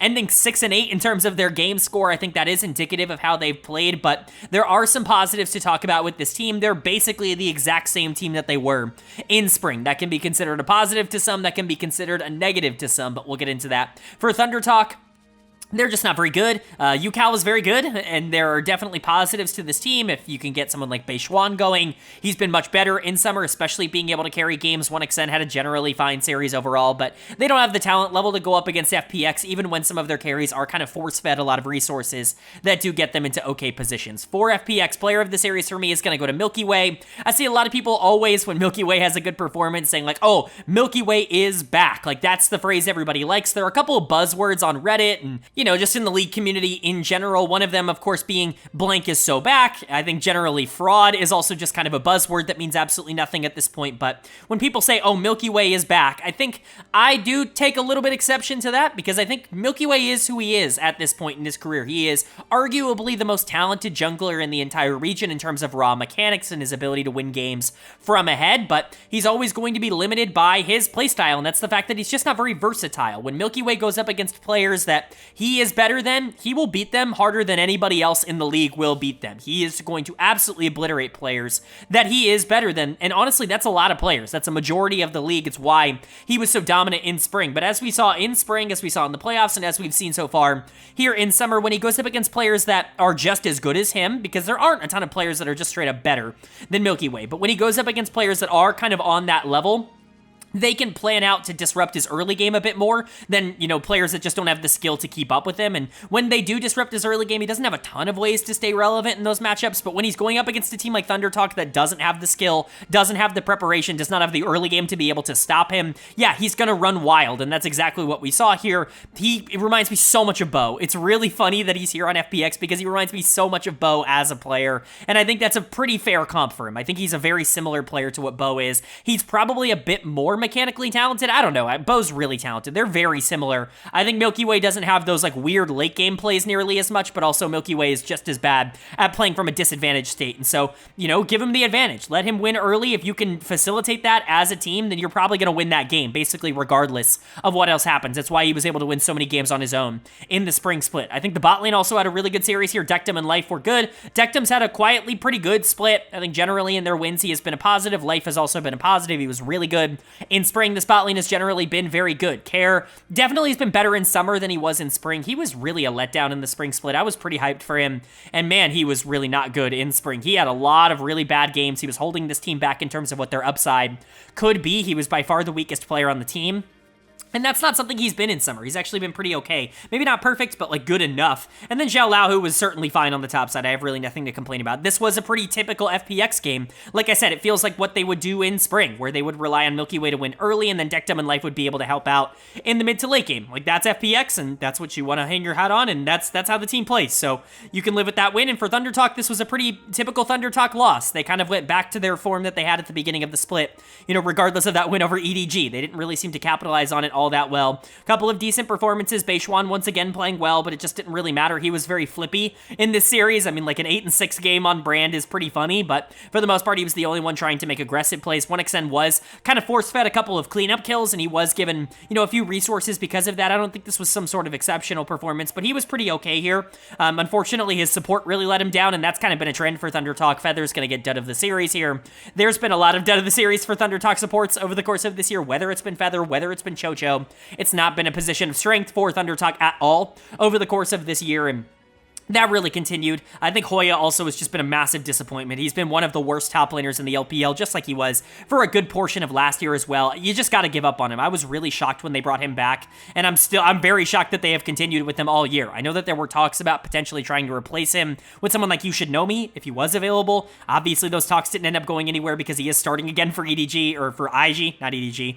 And so Hoya is still here for Thunder Talk, but Topside is going to hold them back, basically, in any context. It's why they're one of the worst teams in the league. Support is going to hold them back. I think 1xN's generally fine. He's a competent AD carry. He can play at the LPL level. You know, he can capitalize well on mistakes that the enemy team makes, but he's not a superstar. You know, UCal has the potential to be that. Beishwan, I think, has played better, but Thunder Talk still has a myriad of issues, even with their win earlier this week. And then FPX looks good. Again, barring some ridiculous, you know, crazy upset, they're going to be into Group A, but their eyes are definitely going to be peeled on this upcoming series to see who ends up winning it.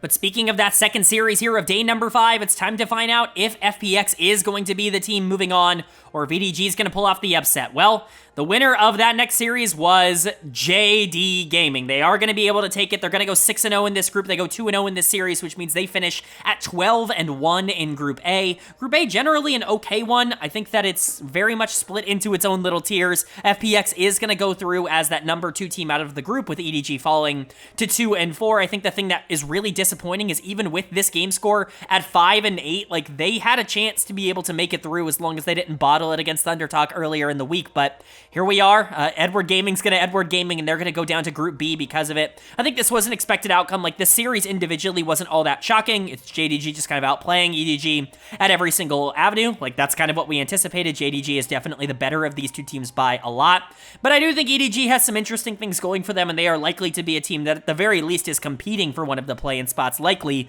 going to be getting one of the play-in spots. They should be one of the better teams down in Group B, but we'll talk about that in just a second. Let's talk about JDG. First player of the series is going to go to Ruler in the bot lane. He had a really good week, man.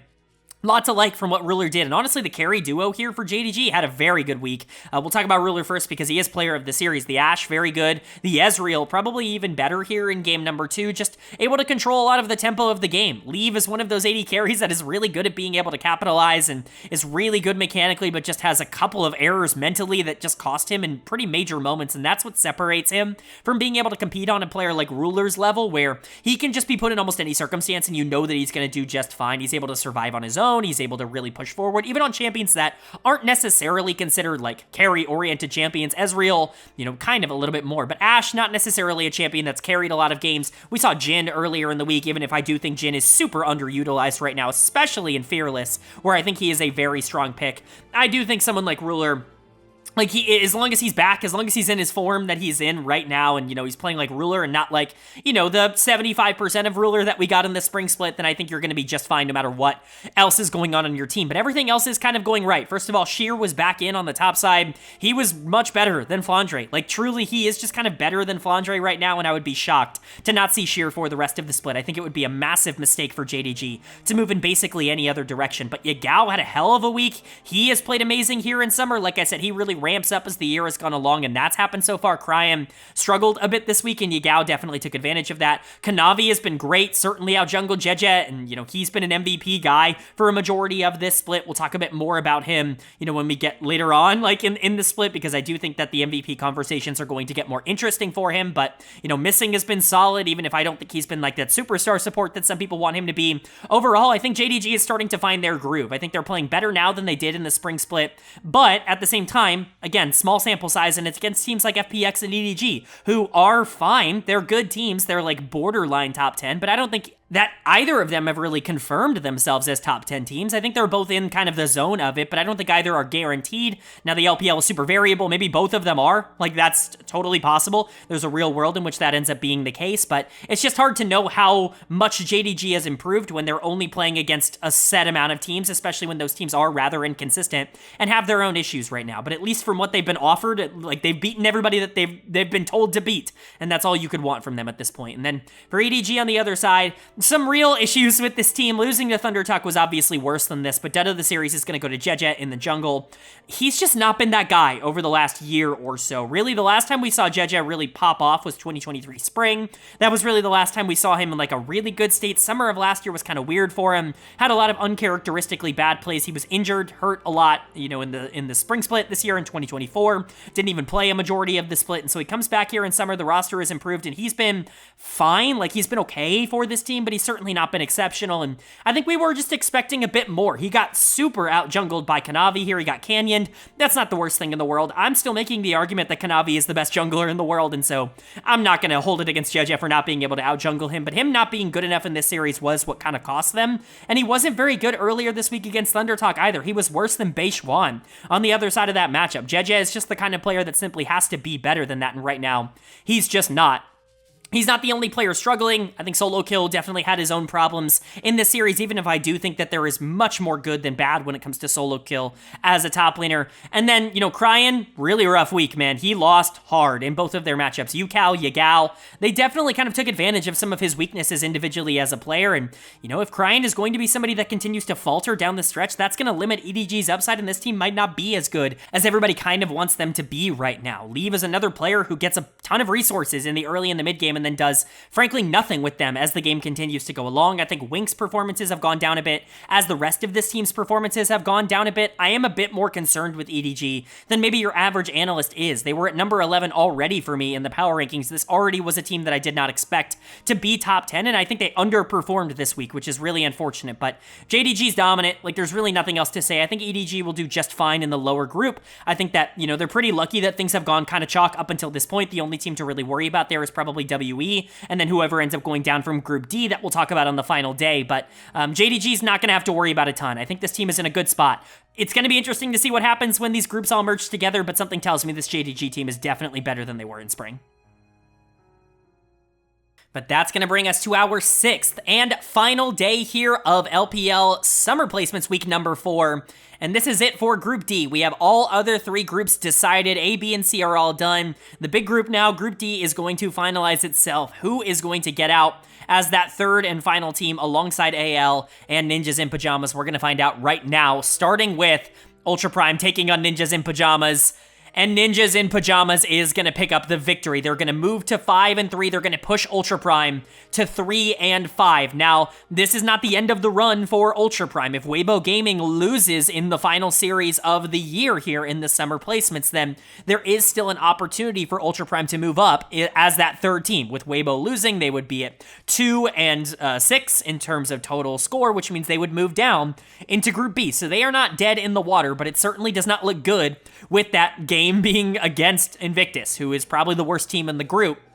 This is not an upset. This is why I was so shocked earlier when people were talking about, you know, Weibo losing to AL as if this, like, destroyed their chances, or Ultra Prime losing to Invictus was, like, not a killer for them. That was a killer. That's the series that they're going to look back and feel bad on. In the same way that EDG is going to look back and be like, man, if only we could have beaten ThunderTalk. Ultra Prime's going to look back and say, if only we could have beaten Invictus Gaming, because Ninjas in Pyjamas is just straight up better than them. They 4-0'd them over the course of this series, like this summer placements kind of group stage, and so nobody's shocked by this outcome, and, you know, I think the only thing shocking is just how dominant it was. Player of the series is going to go to Rookie, but man, it could go to basically anybody on the side of Ninjas in Pyjamas. This was a hell of a series from NIP. Rookie just got the solo kills. He got the flashy plays, which is why I'm giving it to him. He was dominant in the mid lane matchup. His scoreline does not even indicate how good he was in this series. If you didn't watch him play, I recommend going and watching some of these plays, just because, again, the scoreline, my words, they're probably not going to do justice, just the mechanical talent that was on display, and that's been Rookie over the course of 2024 so far. He's been the guy for Ninjas in Pyjamas. I've said it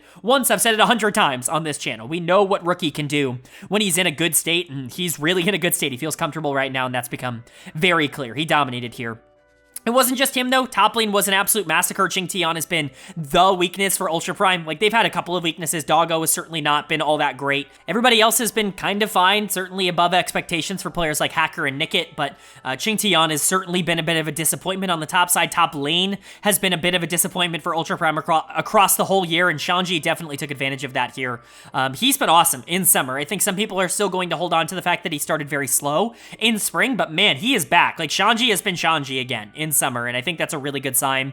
Fodak and Zhuo were also dominant. Zhuo in particular was way, way better than he has been in recent weeks. A pretty massive support gap here. He was super relevant on the Leona in game number 1. Pretty good on the Braum in game number 2. Fodak going deathless. That's obviously a positive when this bot lane wins. NIP often does very well, and Aki has been good all split. He has been honestly underratedly good as a jungler for a majority of summer. So NIP looking good. They're justifying my, ability to keep them in that top upper echelon, the number 5 team in the LPL for me. I think that has been justified over the course of this week. This is a good Ninjas in Pyjamas team, and with everybody else kind of struggling right now, I think we may have looked down on them too soon because of some inconsistencies. I think they're really building something special here, and this could absolutely still be a team that makes Worlds. They are in that conversation for sure.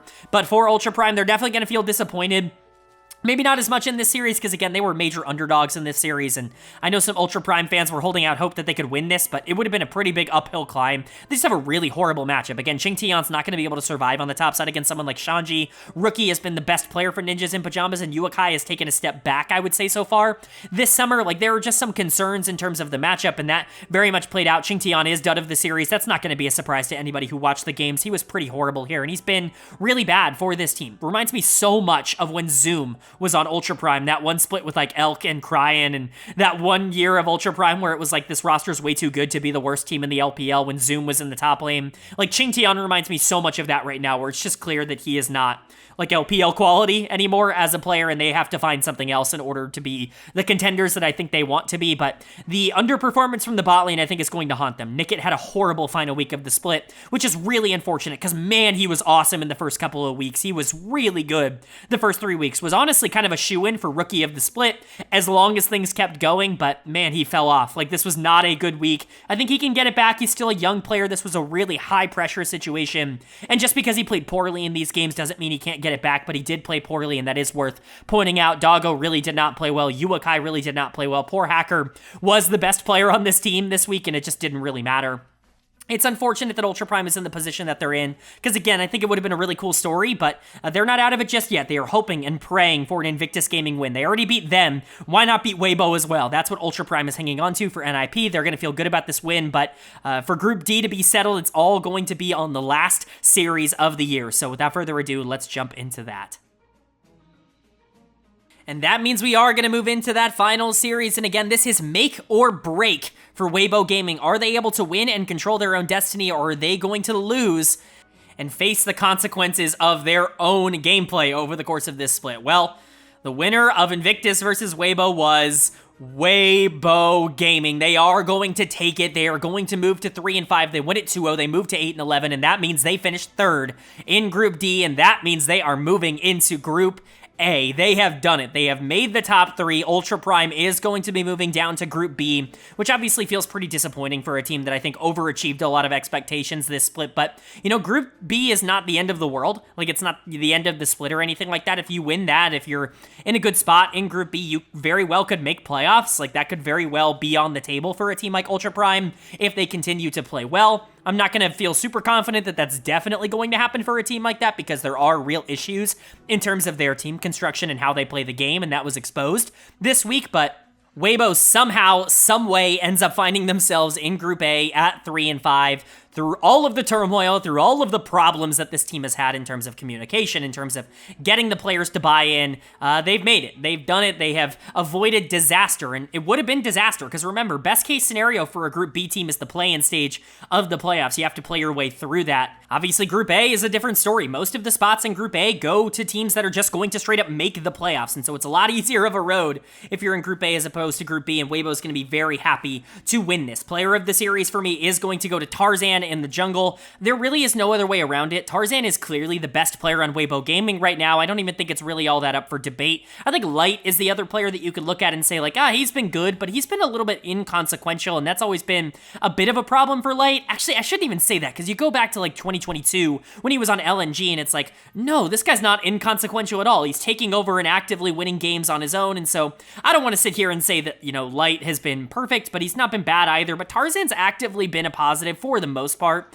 for this team. He's had a couple of negative moments. I don't think he fits super well with Xiaohu as a mid laner in the same way that I don't think Weibo fits with Scout. But I think the way that Tarzan is able to still control the game and at least get resources for his team has been admirable, and he's been able to do it on multiple different types of champions. Sejuani, Brand in this series, he's been able to do it on the AP carries. He still is very good on the tanks that he's always been known for.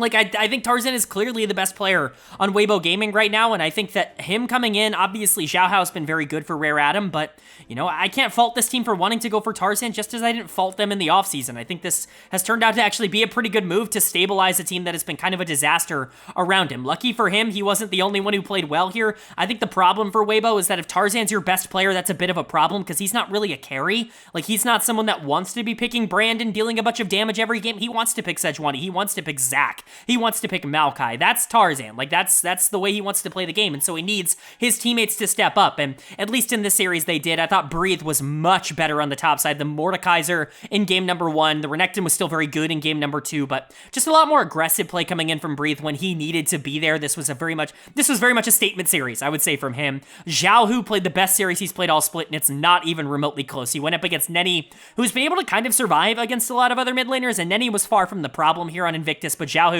actually went out and played well for probably the first time in the summer split here. Light and Crisp were fine. Light was good. Crisp definitely made some really interesting decisions in game number 2, being inserted back into the lineup here, but he also made some really good plays, and so I'm not going to criticize him too heavily. This was a good series. It was relatively clean from Weibo. Like, Crisp made some mistakes, but outside of that, you feel good about the mid-jungle in terms of how they played here. Do I think they're going to be this clean moving forward? No, this is Invictus Gaming, one of the worst teams in the LPL. I'm not going to sit here and try and pretend this is what I expect from them the rest of the split, but it's at least good to see that it's still there, and honestly, I think there are positives to this team that people just aren't talking about. I told people to pump the brakes on the fear when it came to this team. You know, I'm not entirely out of that yet, but I've had them in my top 10 the whole split. I think that this is not shocking to me that this is how things ended up going here in the final week of the split. For Invictus's part, this team just isn't very good. Like, yes, they got that win earlier this week against Ultra Prime, but that was definitely a bit out of character for them in terms of what they've normally been able to do. This was definitely more of what they have been over the course of this split so far. Dud of the series is once again going to go to Vampire. He led everybody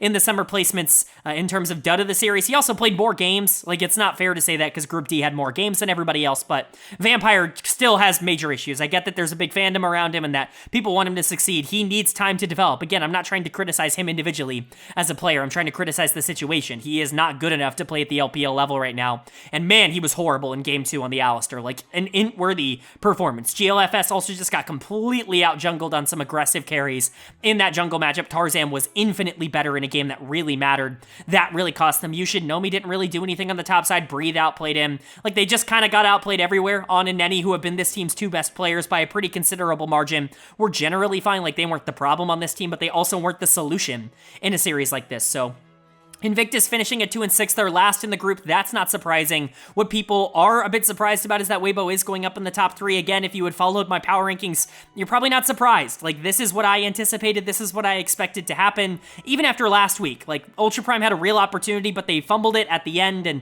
it's a bit unfortunate for them. But Weibo, they're not as bad as people want to make them out to be, just because they're probably not top 5, but they're somewhere in that 7 to 9 area, the 6 to 9 area, somewhere in that zone, because the LPL just isn't very good in that area. They're around the same skill level as teams like LNG and, WE even right now. It's really hard. LGD, like, they're probably in that basket with all of those teams. And so Weibo definitely has their negatives. They have their things you can criticize, but at the end of the day, this team was always better than I think the consensus was making them out to be. The fraud label, the buzzword, the little, attention-grabbing, headline word that everybody likes to throw around on Twitter and on Reddit, it never really applied to them as much as I think it necessarily was associated with them. I think Weibo has the opportunity to do something interesting here. They've always been inconsistent, and they've gotten themselves into Group A, which is all they needed to do. All right, but that is going to do it for my LPL Summer Placements Week number 4 overview and analysis video. That's the end of the Summer Placements. Up on the screen now, the final standings here for the Summer Placements. We know our Group A, we know our Group B teams in terms of where they're going to fit in for the official, actual summer split to see who qualifies for playoffs. Reminder, Pool A, if you qualify for Pool A, you at minimum qualify for the play-in stage of the playoffs. That's the worst you can do. Pool B only has a couple of spots. that qualify for play-in, so you had to make it there. Out of Group A, it's JD Gaming and FunPlus Phoenix. In Group B, it's Bilibili and LGD Gaming. Group C, it's Top Esports and LNG Esports. In Group D, it's Anyone's Legend, Ninjas in Pyjamas, and Weibo Gaming. Only real one upset in terms of who made it out, in terms of expectations. It's LGD making it out over WE that I think people were surprised about, and I'm still surprised about that. As you can see in my power rankings, that's going to be in the first column to the right of every single team under power ranking. That's where I personally power rank these teams from number 1 to number 17. Changes how they have changed from last week to this week, and we can go over the risers and the fallers.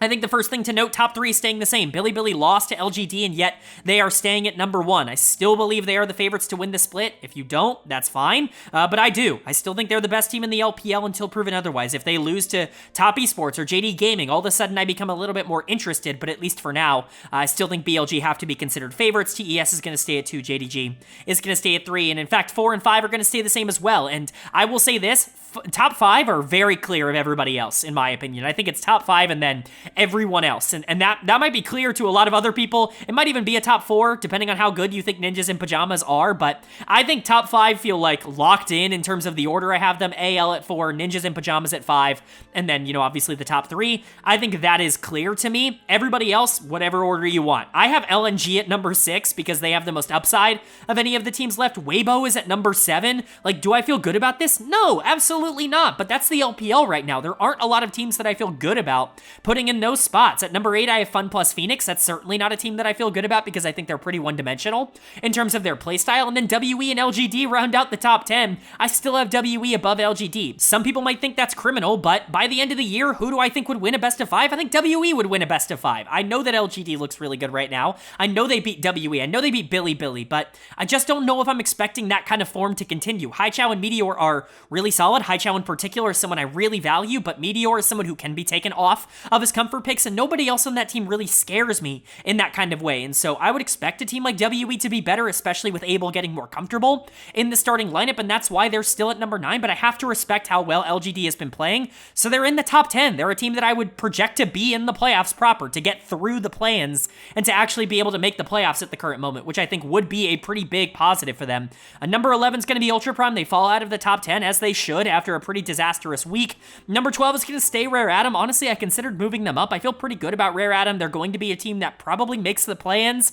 I would kind of be shocked if they don't, and I think they'll be a dangerous out in Group B no matter what.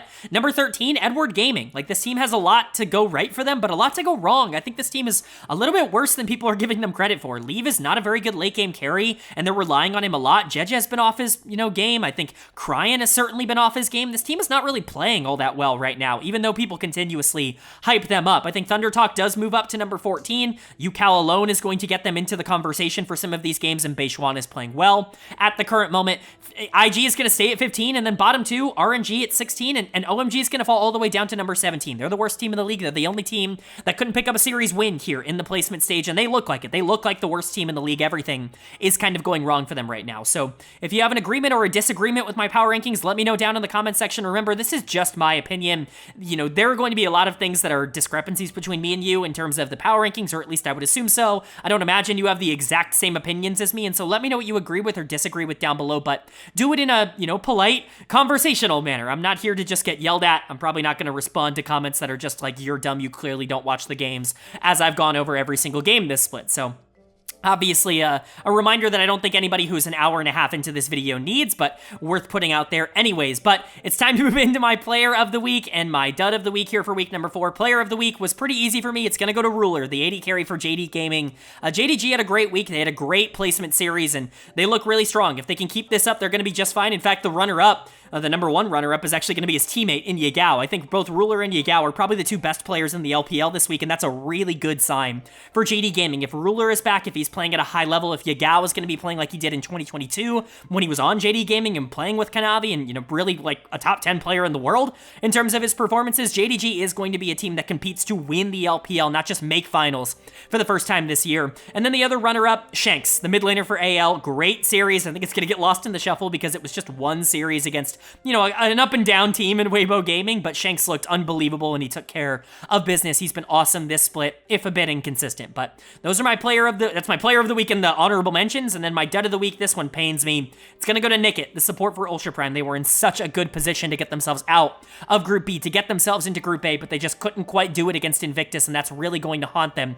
And Nickit, quite frankly, was not good enough this week. The superstar rookie support that was brought in that has really overachieved expectations was really disappointing in week number 4, and he was the worst player in the league. He cost his team, I think, the most of any player in the league, and I think he's going to look back and really regret that. Hopefully he can continue to grow. I still think this team can make a lot of noise out of Group B, perhaps even make the top 10, make playoffs. I think that's super reasonable for them with the way that they played, but honestly, I'm not sure if they have the talent to do so. Maybe I'm wrong, but I pulled them out of my top 10 for a reason. Hopefully Nickit can turn it around, but he's going to get my dud of the week, and Ruler is going to get my player of the week, but that's going to do it. I do hope you guys enjoyed. If you did, leave a like. It really does mean a lot to me. Lets me know you guys are enjoying the content, and it does help get this video out to a lot more people, which I'm always very appreciative of. If you're new here, hit the subscribe button. We don't only post about the LPL, we post about all 4 of the major regions. That's LCS, LEC, LCK, and LPL every single week on this channel. And we also post about the NACL every single week, Tier 2 over in North America. So if you're interested in a comprehensive overview of everything going on in LoL Esports, hit subscribe and hit that bell so you can be notified when those videos do go live. But of course, with all that being said, I hope you all are having a great day. I hope you continue to have a great day. And I will see you all